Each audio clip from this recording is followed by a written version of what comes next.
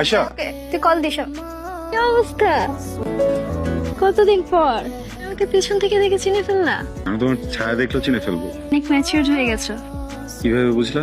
কথাবার্তাতেই বোঝা যায়। ইস, তুমি যদি এই ম্যাচিউরটা আগে থাকতা তাহলে কিন্তু আমাদের ব্রেকআপটা হতো না, বলো?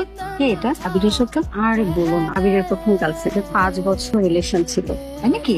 আর ব্রেকআপের রিজন কি জানো? কি? আদিত নাকি ম্যাচিউর, কোনো রিজন খুঁজে পায়নি। আমার ফ্রেন্ড ব্যাচের মধ্যে সব থেকে ম্যাচিউর ছেলেটা নাকি ম্যাচিউর না ওর কাছে। এটা কোনো কথা? একটা কথা বলি, বল। ভাঙা সবকিছুই তো আবার জোড়া লাগানো যায়, তাই না? তা যায়। ও শুনে সাহেব, এদিকে আসো না। কিন্তু এই লোকটা কে সাথে? মেবি ওর নিউ বয়ফ্রেন্ড বা ফিয়ান্সে হতে পারে। রে বেচারা আবির। ও হচ্ছে সাহিল, আমার ফিয়ান্সি। ও হচ্ছে আবির। তোমাকে সবসময় আবিরের কথা বলতে। ও আপনি Abir? Nice to meet you mister Abir. কি অবস্থা? তাহলে যাও। হ্যাঁ, এখানে আছি। কত?